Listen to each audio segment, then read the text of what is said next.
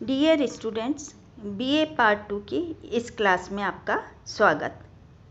हम आज BA part 2 के फर्स्ट पेपर में लोकतंत्र में नौकरशाही की भूमिका के संबंध में जानेंगे, जिसमें आज के लेक्चर में मुख्यतः नौकरशाही का अर्थ, नौकरशाही के अर्थ के संबंध में विचारधाराएं, नौकरशाही के संबंध में विभिन्न विचारकों के विचार के बारे में पढ़ेंगे।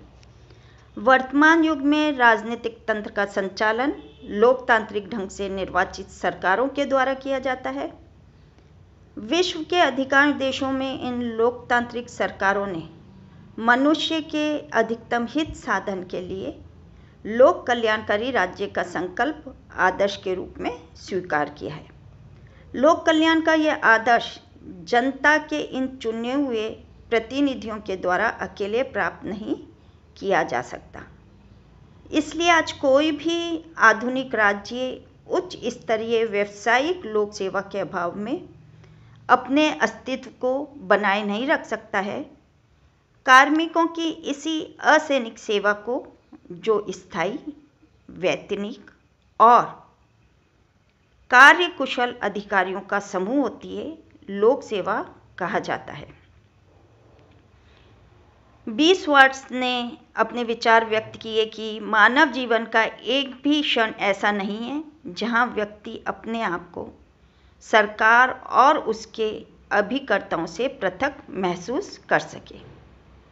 इसी तरह हरमन फाइनर भी मानव जीवन में राज्य के बढ़ते हुए हस्तक्षेप के बारे में अपने विचार व्यक्त करते हैं कि राज्य उसके अस्तित्व के प्रत्येक पहलू में स्पष्ट तौर पर दिखाई देता है।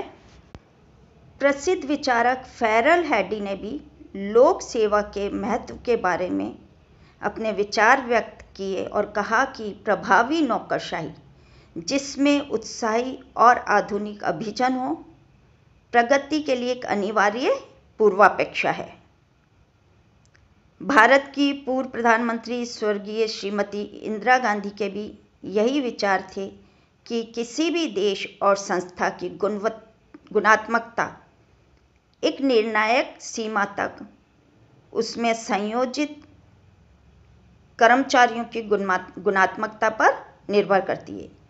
यदि सरकार को जनता के लिए अधिक हितकारी भूमिका निभानी है, तो उसके कर्मचारियों को सरकार की नीतियों और कार्यक्रमों के निष्पादन में और अधिक गत्यात्मक तथा रचनात्मक भूमिका का निर्वाह करना होगा।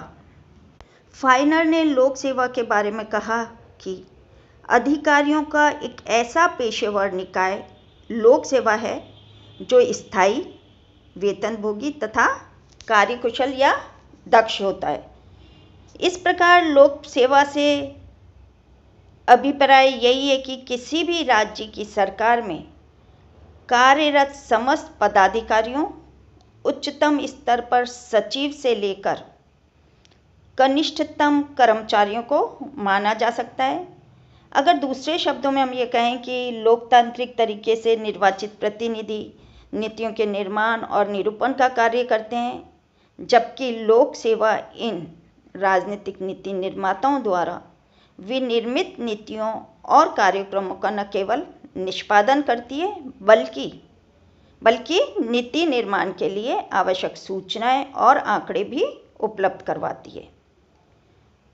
आमजन इसी लोक सेवा को नौकरशाही के नाम से बुलाते हैं, संबोधित करते हैं। नौकरशाही शब्द का प्रयोग हम कब करते हैं? जबकि लोक सेवा की कार्य प्रणाली में जब कुछ बुराइयां जैसे अकार्यकुशलता, अमानवीय दृष्टिकोण, लाल फीताशाही, देरी, जटिलता, धीमापन और लक्ष्य की अपेक्षा साधन या प्रक्रिया के पालन पर अधिक बल दिया जाने लगे, तब उसे हम नौकरशाही की संज्ञा देते हैं या संज्ञा दी जाने लगती है। नौकरशाही के तात्पर्य को देखें या अर्थ को देखें तो ब्यूरोक्रेसी शब्द का प्रयोग सर्वप्रथम फ्रांस के अर्थशास्त्री विसेंट डी गार्ने द्वारा किया गया। मूल रूप से यह अंग्रेजी शब्द ब्यूरोक्रेसी फ्रांसीसी भाषा के शब्द ब्यूरो से बना है। हम सरल शब्दों में अगर कहना चाहें तो सरकारी सेवा में कार्य करने वाले अधिकारियों एवं कर्मचारियों का एक सामूहिक नाम है। नौकरशाही के अर्थ के संबंध में दो विचारधाराएं प्रचलित हैं, जिनमें से एक विचारधारा नौकरशाही को एक बुराई के रूप में परिभाषित करती है, जिसे हम परंपरादी विचारधारा कहते हैं, जबकि वहीं दूसरी विचारधारा नौकरशाही को एक अच्छाई के रूप में परिभाषित करती है, जिसे आधुनिक विचारधारा कहा जा सकता है।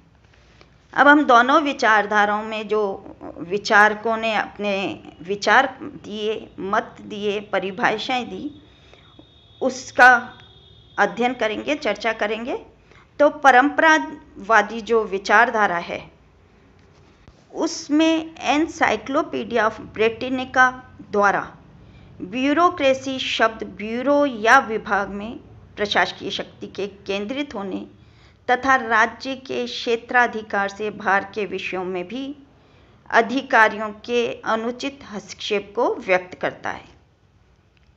जॉन ए विक के विचार थे कि विकृति या परिहास के कारण ब्यूरोक्रेसी शब्द का अर्थ काम में मनमानी, अपव्यय, हस्तक्षेप माना जाता है।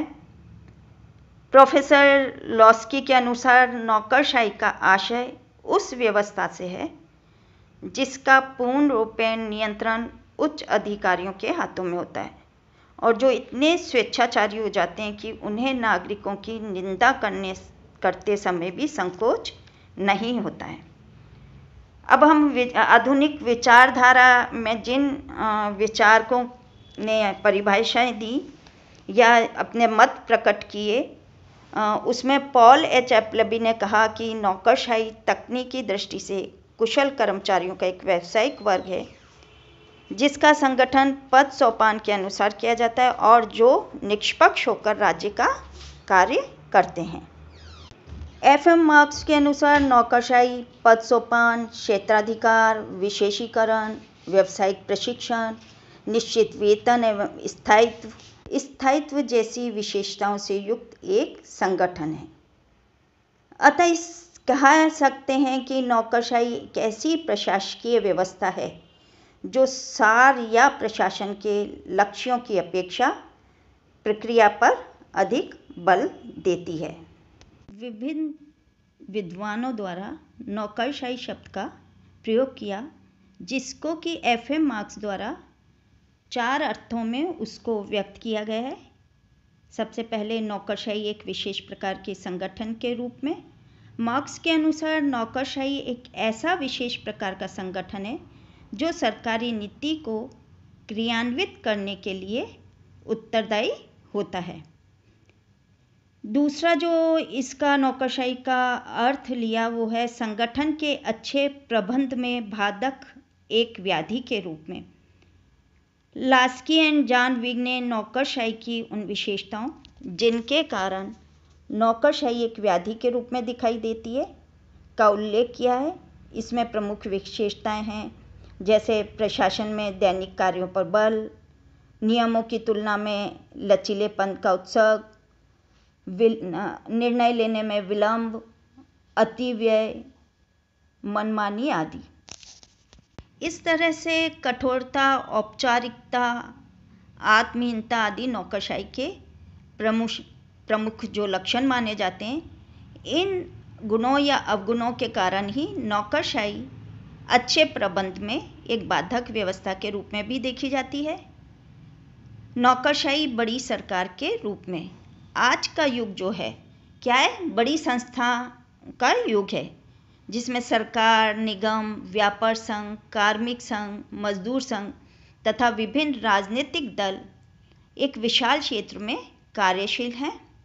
इन समस्त प्रशासनिक जो प्रशासकीय संगठनों का आकार है, शायद इसके बढ़ने का एक कारण नौकरशाही है और नौकरशाही के कारण ही समस्त प्रशासकीय संगठनों का आकार बढ़ रहा है।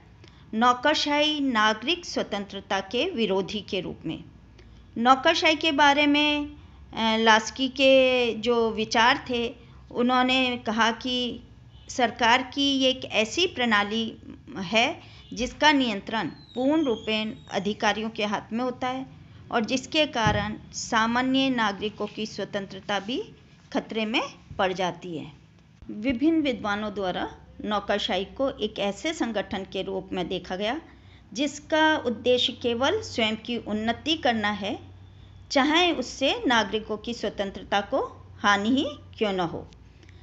एफएम मार्क्स के अनुसार नौकरशाही के प्रकार जो बताए गए वो इस प्रकार हैं। अभिभावक नौकरशाही, ये एक ऐसी नौकरशाही है जिसके द्वारा एक अभिभावक जैसे दायित्व संपन्न किए जाते हैं। वह जनसाधारण के हित के लिए सदैव चिंतित रहती है। आधुनिक युग में प्रशासकीय नौकरशाही को इस श्रेणी में ही माना जाता है।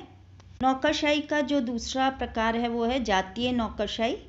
ऐसी नौकरशाही जो उन लोगों के वर्गीय संबंध से उत्पन्न होती है जो शासन व प्रशासन के उच्चतम व प्रमुख पदों पर होते हैं। इसमें वे ही व्यक्ति नियुक्ति पाने में सक्षम हो पाते हैं जो उच्च वर्गों या जातियों या शासकीय जाति के होते हैं। इसमें नौकरशाही में प्रवेश हेतु ऐसी योग्यताएं निश्चित की जाती हैं जिसमें उच्च वर्गों वाले लोग ही प्रवेश पा सकें। थर्ड जो प्रकार है नौकरशाही का वो है संरक्षक या संरक्षण नौकरशाही। इसे लूट प्रणाली पर आधारित माना जा सकता है। इसमें लोक सेवकों की नियुक्ति योग्यता के आधार पर नहीं बल्कि नियोक्ता से उसके राजनीतिक संबंधों के आधार पर होती है। और नौकरशाही का जो एक और प्रकार है वो है योग्यता पर आधारित नौकरशाही। ऐसी व्यवस्था जिसमें नियुक्तियां योग्यता के विशुद्ध आधार पर हों, योग्यता की जांच परीक्षा के द्वारा हो, कार्यकाल की सुरक्षा, निर्धारित वेतन, निष्पक्ष कार्य संचालन, संविधान के प्रति निष्ठा आदि का पालन होता हो, उसे योग्यता पर आधारित नौकरशाही कहा जाता है। आधुनिक विश्व के अधिकांश लोकतांत्रिक देशों में संरक्षण नौकरशाही के विरुद्ध प्रतिक्रिया स्वरूप इस पद्धति को ही अपनाया गया है। मैक्स वेबर जो कि जर्मन विचारक थे, उन्होंने नौकरशाही का सर्वप्रथम व्यवस्थित अध्ययन किया। उन्होंने सत्ता के 3 रूप बताए थे: परंपरागत, चमत्कारिक और वैध तार्किक। मैक्स वेबर के अनुसार तीसरे प्रकार की सत्तात्मक व्यवस्था में प्रचलित प्रशासनिक तंत्र को नौकरशाही के रूप में बताया।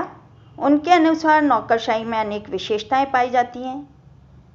उन्होंने नौकरशाही का जो आदर्श प्रतिमान आइडियल मॉडल जो प्रस्तुत किया उसकी कुछ एक विशेषताएं इस प्रकार बताई: पद एवं पदाधिकारी का पृथक्करण, योग्यता के आधार पर चयन, अधिकारियों को निश्चित पारिश्रमिक, पदों की पद सोपानात्मक व्यवस्था, संगठन के उद्देश्यों की पूर्ति हेतु कार्यों का विभाजन, नियमों का कठोरता से पालन।